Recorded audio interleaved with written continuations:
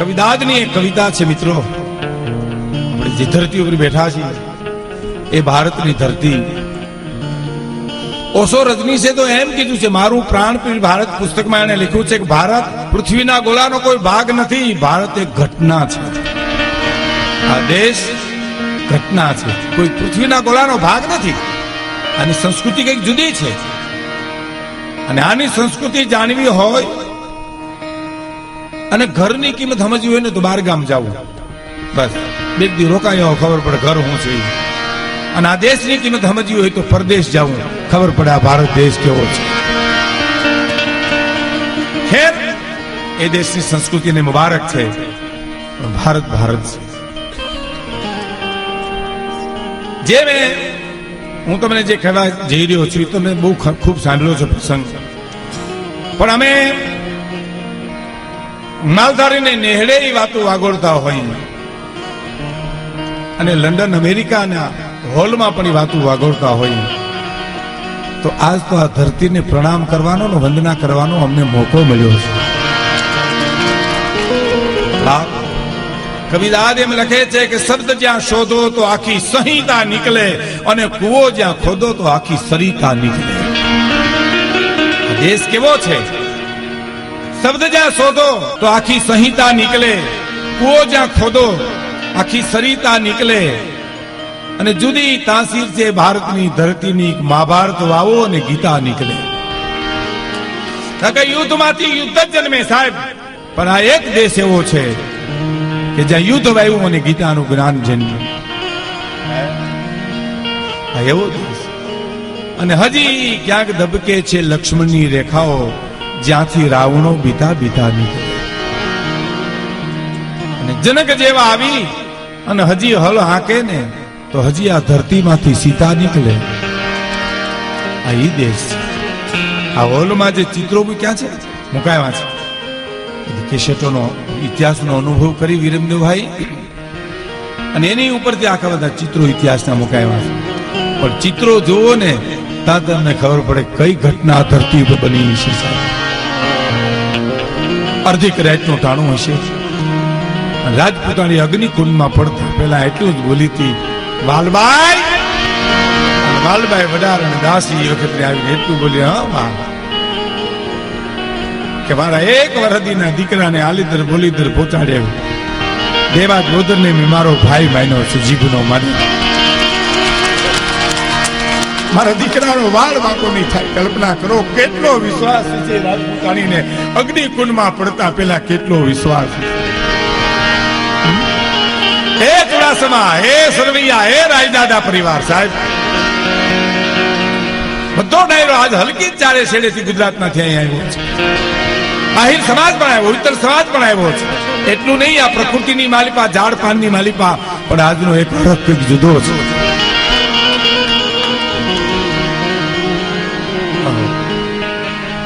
અને નીકળી સાહેબ ભીમડા નામના રખેહરને હામો મળતો જોઈને એટલું કીધું, ગમે એટલી વાર વાત કરો ને સાહેબ, આ પ્રાણવાન વાત છે, શેર લોહી ચડશે.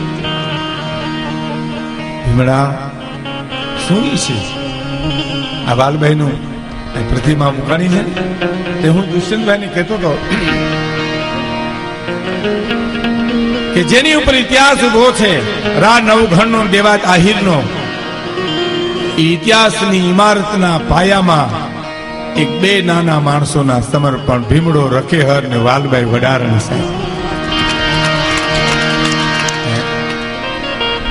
ભીમડા મને વિચાર આવી સજ્જનભાઈ પરિવાર કે કઈ ઘટના છે. હે ભીમડા અહીંયા હાલતા રખેહર આવીને એટલું બોલ્યું, હા બેન તને એમ છે કે મારી ઉપર ખાલી હુંડલો છે?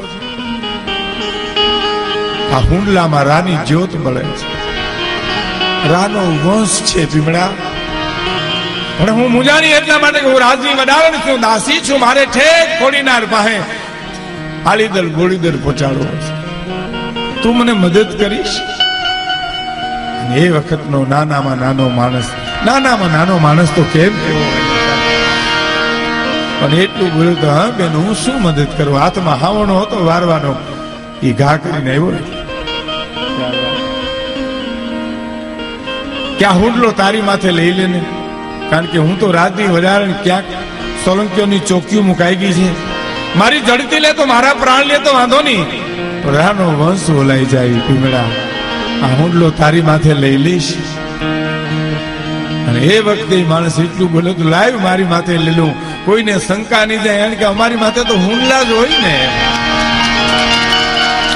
એમ કરીને માથે લીધો. પણ વાલબાઈ એટલું કીધું કે આલીદર બોલીદર જે પહોંચે રાહ જુએ.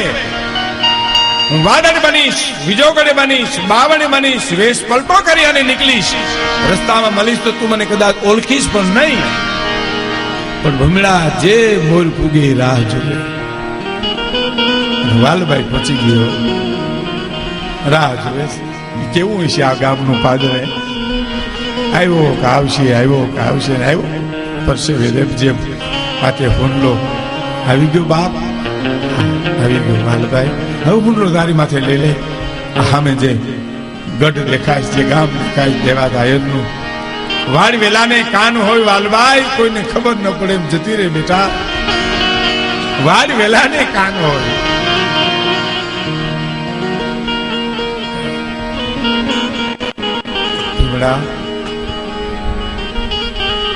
તે મારું એટલું બધું મોટું કામ કર્યું છે, હું આનું ઋણ કોઈ દી નહીં ચૂકવું. નાનામાં નાના માણસો આ ગામના પાદરમાં વાતો કરે, આનું ઋણ હું ક્યારે ચૂકવીશ?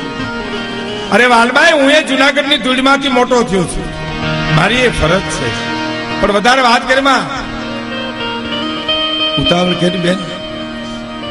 સામે છે આહીર કુળ ગવની ઉપર હમીર નો હોત હયાત, તો દેવકીજીનો દીકરો એ કંસને હાથે કપાત આવ્યો. આહીરનો આશરો તો ન્યાથી વયો આવે છે. હાલતી થઈ ઈ દહક ડગલે આગળ ગઈ છે. ત્યાં હમે અવાજ થયો, વાલભાઈ, એ વાલભાઈ. વાલભાઈ ને શું મને ખૂબ બોલા. પાછું વાળીને જોયું, ઈનો એ રખે જુનાગઢનો ભીમડો બોલાવતો તો. વાલભાઈ ઉભી રે ને બેન, એક વચન આપીશ બેન મને. તું કે વચન આપે? ભીમડા, વતનની મારી વાત તું માય કે વાલબાઈ વેચાઈ જા ને વેચાઈ ન જાઉં જગતના ચોકમાં તો હું વાલબાઈ ની વાત માગી લે. આજે જોઈ કે આજ મારું કામ એવું કર્યું છે. બાપ માગી લે. વેચાવાનું ન કહેવાય. માં તને વચન દીધું. વચન કમરમાં કટાર છે દેતી જા. કટારને શું કર્યું કે વચન દીધા પછી એનો ખુલાસો ન હોય.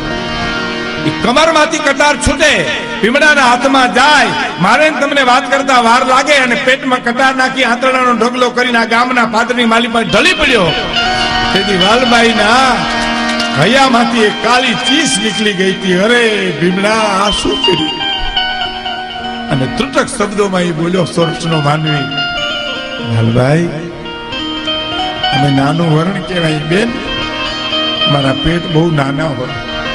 આવડી બધી મોટી વાત હું મૂકી આવ્યો નવઘરને કે હારા હારા મારાના પેટ ફાડી નાખે એવી વાત મારા પેટમાં ન હમાય ને કોકને કહી દઉં તો રાનો વંશ ઓલાઈ જાય. એના કરતા મારે જીવતરનું બલિદાન દેવું બરાબર છે. અને શ્વાસ પૂરા થઈ ગયા માણસના સાહેબ. અને આવી દેવાજભાઈ ની આને વાત કરી. જુનાગઢ થી એક સંદેશો આવ્યો છે, મહેમાન આવ્યો. લઈ લીધો. એ નીકળી ગઈ. હું દુષ્યંતભાઈ એમ કહેતો તો, ચિત્ર જોતો જોતો સદનભાઈ કાનજીભાઈ એમ કહેતા કે અહીંથી નીકળી ગઈ બાઈ અને માંગરોળની માલિપાય પાણાની ખાણીમાં આખી જિંદગી પાણા કાપી કાપીને જિંદગી પૂરી કરી. પણ કોઈ દી એમ ન કીધું હું ઈ વાલબાઈ કે નવગણને મૂકી આવી હતી. જિંદગી થોડી કરી નાખી. આવીને કીધું, આય રાણી શું કરો છો? ઉગાને જાહલ ને ધવરાવું. જોયા આજ ફોટા અને ઓહો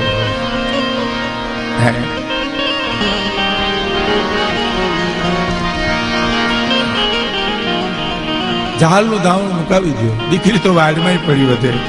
લ્યો જુનાગઢ થી મહેમાન આવ્યો. પણ આયરાણી ધ્યાન રાખજો તો કઈ ફિકર કરો માં આયર પછી કઈ ખુલાસા હોય જ નહીં સાહેબ. હે ઓહો ટૂંકમાં મોટા જાય છે આ ગામમાં. 5-5 વર્ષના થયા છે. દુશ્મનોની વાત કરી છે. રાજને તમારો દુશ્મન મોટો થાય છે. મારે ટૂંકમાં બે પ્રસંગો આમાં ઉમેરાણા છે, એ મારે આપને કહેવા છે. રાજ આવે છે, દેવાદાયરને કહે છે, મારા દુશ્મનને મોટો કરો છો તમે? હા, મોટો કરું છું. ઈ જ ઘડીએ આ પાડી માણ સોડવજો જે પાણીએ ચડે, નહીતર જિંદગી આખી નડે. સોડવજો જે પાણી. ઈ જ ક્ષણે કહી દીધું, હા મોટો કરું છું. એમ રાજના વેર બાંધવા માટે, વેર નહીં, રાજની સેવા કરવા માટે. સેવા કહેવાય. ઉજેરીને મોટો કરીને મારે તમને જુનાગઢ દેવો આવવો હતો, એને બદલે તમે લેવા આવ્યા. ધન ઘડી અને ધન ભાગ મારા લ્યો લઈ આવો. નહીં, તમે અહીં નજર કેદ માર્યો. ટૂંકમાં સંદેશો મોકલો. સંદેશોની ભાષા જે હોય તે દી એને મુબારક.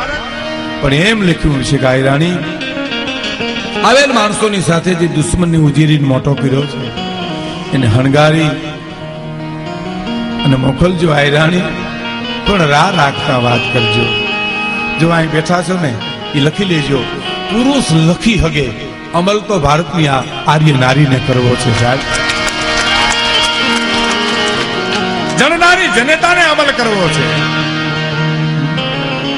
પૃથ્વીરાજે આવી અને અકબરની કચેરીમાંથી જ્યારે ઓલું વાત કરી કે ભાઈ તમે આવો ત્યારે આખા જનાજાને ભાઈ જનાનાને લઈને આવજો.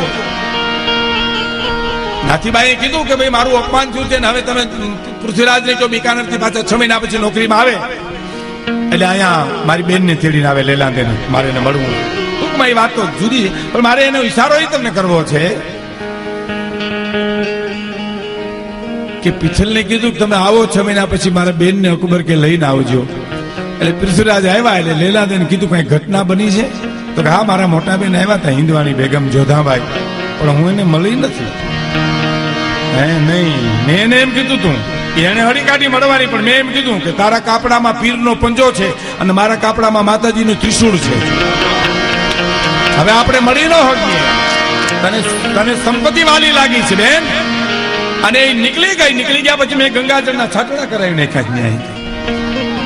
અને પૃથ્વીરાજે કીધું કે લેલાદે એનું પરિણામ આવી ચૂક્યું છે. કે શું છે?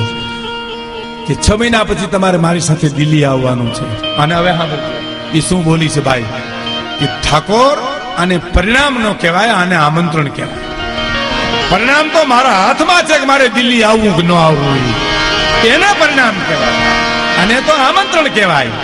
કે પુરુષ લખી શકે, અમલ તો આર્ય નારીને કરવું છે. આવી જ છે. આયરાણીએ જોયું, આમ ઉગો નવગણ બે હારે હોતા હતા, એક ફોડમાં હોતા હતા. ઉગાને ખબર ન પડે એમ નવગણ ને બેઠો કરવો, એટલી કપરી કસોટી વિશે કલ્પના કરો. ઉઠાડ્યો, લુગડા બદલાવ્યા, ટીલું કર્યું, માથું ઓળીને એકાદી ચૂમી લીધી અને નવગણ ઉઠી ગયું. માં, ભાઈને હારે મારે જવું છે. કે ભાઈ તારા બાપુને હારે આવજે, તું મારી હારે આવજે બેટા. આટલા સમજાવી સોંપી દીધો. પછી આપ જાણો છો, ધરતી મસ્તક જુદું થયા પછી દુશ્મને કીધું કે આ તો કાચું કપાઈ ગયું છે, આ તો એનો દીકરો છે, દુશ્મન બાકી રહી ગયો છે. અને રાજના માણસો કીધું હોય નહીં, તો કે હોય. અરે દીકરા કોઈ દેખ, બીજા દેખ નો દે, પણ આ ખોરડું દે. હે દેવાજ બોદર નું ખોરડું છે. ઈ દે, અને ઈ દે કે રણમલ બોદર હુધી અને ખીમાભાઈ બોદર હુધી વૈયા આવો અટાણે તમે સાહેબ. સંસ્કાર છે. અને અહીંયા તમે વૈયાવો વિરમદેવ કાકાના પરિવારથી છે અહીં સુધી વૈયાવો, રાણા વંશથી તમે છે અહીં સુધી વૈયાવો, મહેન્દ્રસિંહ સુધી અને દુષ્યંતભાઈ સુધી. આ ખૂબી છે બાપ, આના ઇતિહાસ રહે છે. તો કસોટી બે થઈ છે. હવે એક જગ જાહેર છે, એક કસોટી શપથ તરીકે ઉમેરાણી છે. શાયરીઓ મુકાણી હતી દેવાજ બોદર મનાવવા માટે સાહેબ. શાયરીઓ મુકાણી પરીમાં માની જાઓ તો કે નહીં, આ મારો દીકરો દુશ્મન છે.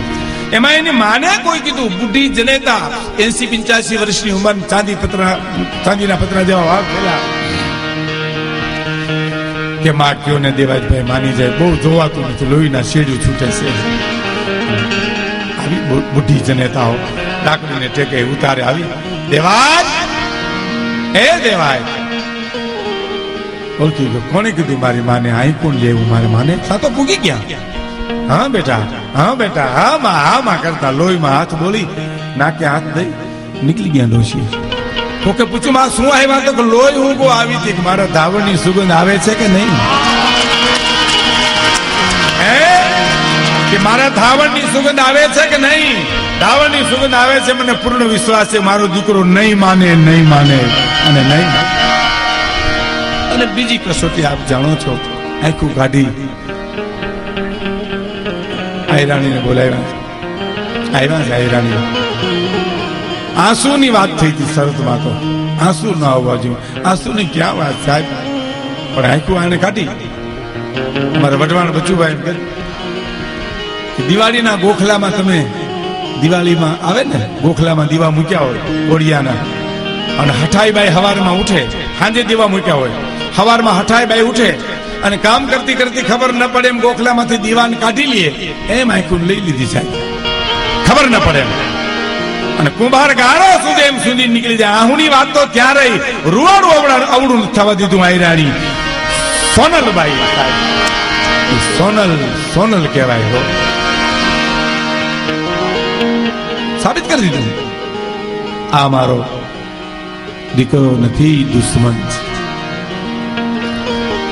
પછી વાતના વાણા પછી તો વાત ત્યાંથી પૂરી થઈ જાય છે. 20 વર્ષનો જાહલ ને 20 વર્ષનો. હવે એમાં એક બીજો માયાભાઈ કહેતો હતો કે એક શેપક એમાં પ્રસંગ ઉમેરાનો છે કે જાહલના લગ્ન સામતની હારે કર્યા છે. એ જુવાન જેવો તેવો ન થયો.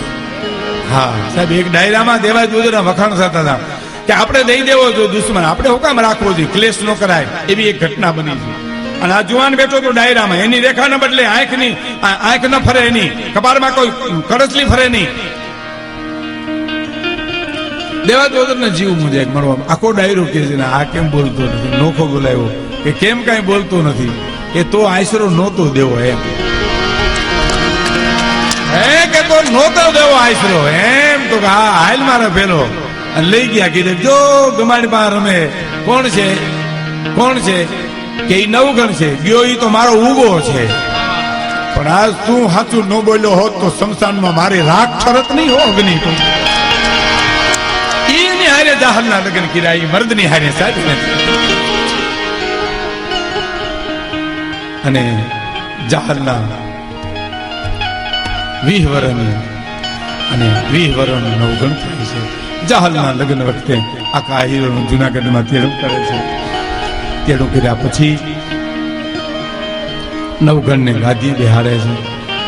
એ પણ એક ઉમેરાનો પ્રસંગ છે કે ત્યાંથી સાથીદાર બે ને મોકલે છે.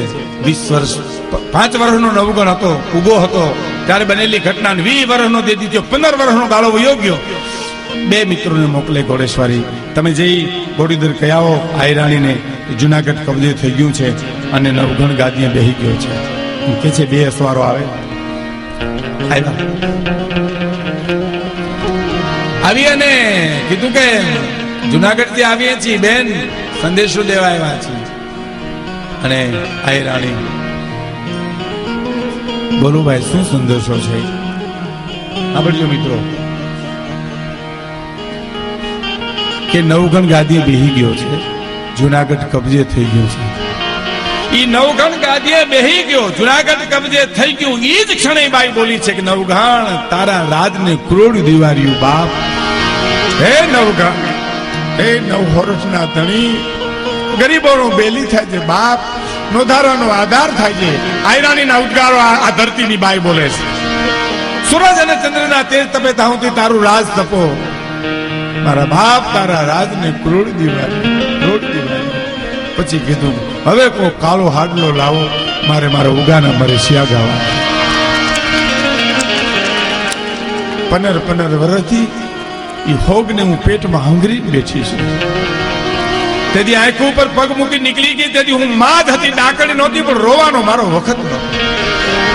આહોડા પાડ્યા નહોતા. તેથી આ નાગેરમાં આહોડાને હું પી ગઈ. એ આહોડા 15 વર્ષે ઉલારા મારે. લાવો કાળો હાડલો, અને કાળો હાડલો લઈ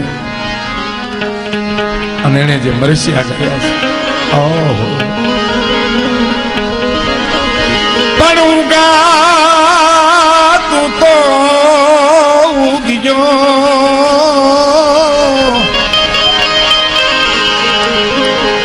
અરે રે અમારે તો ઉગ્યા યાથમ્યો,